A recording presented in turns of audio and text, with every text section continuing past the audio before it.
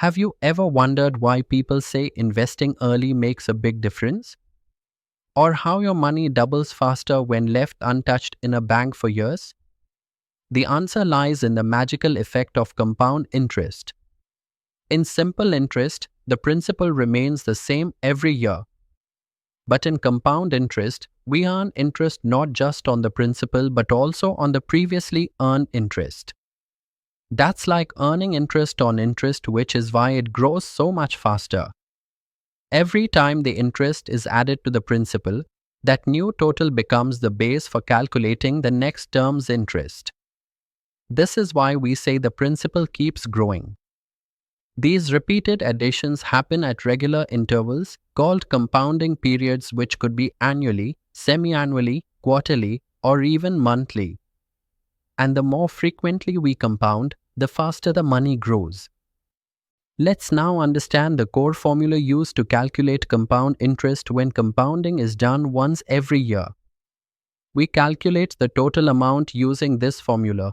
A equals P into bracket 1 plus A divided by 100 bracket close raised to the power n, where A is the final amount, P is the principal, R is the annual rate of interest, and n is the number of years.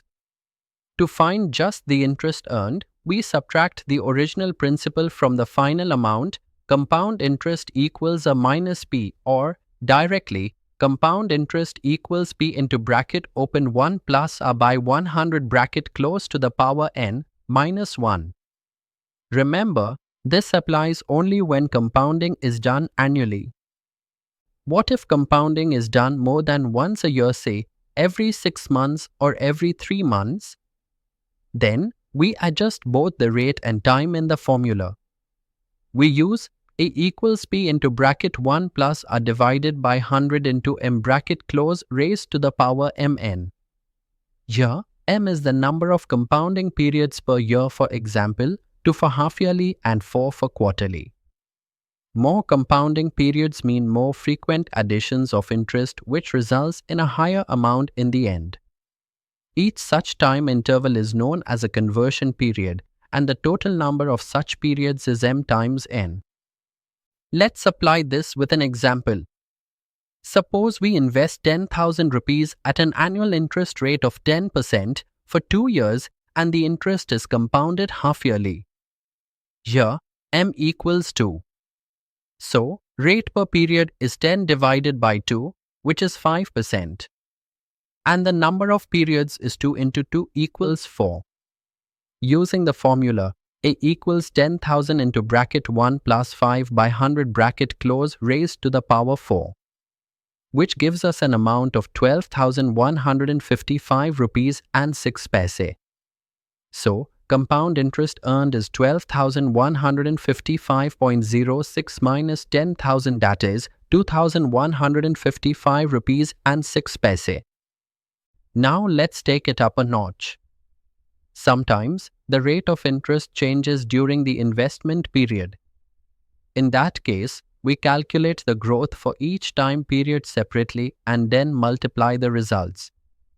We use I equals P into bracket 1 plus R1 by 100 bracket close into bracket 1 plus R2 by 100 bracket close and so on.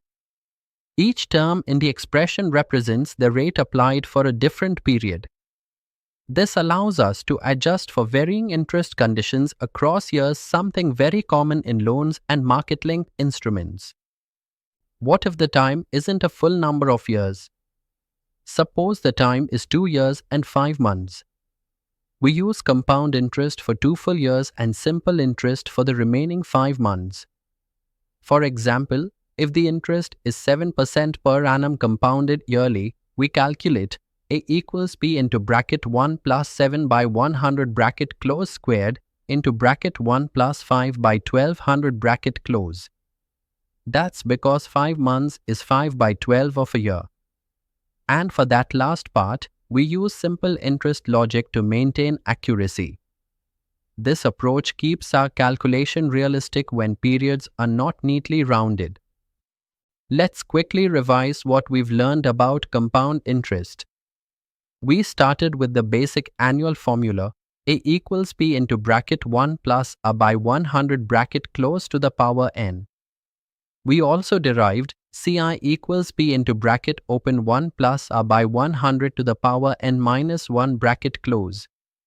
Then, we extended it for multiple periods. A equals b into bracket 1 plus a by 100 meters bracket close to the power mn. We saw how to handle changing interest rates by multiplying each rate's growth separately.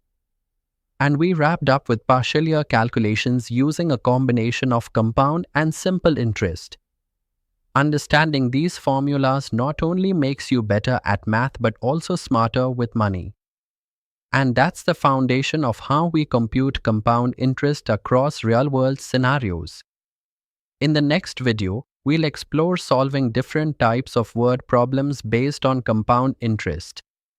So stay tuned and keep calculating.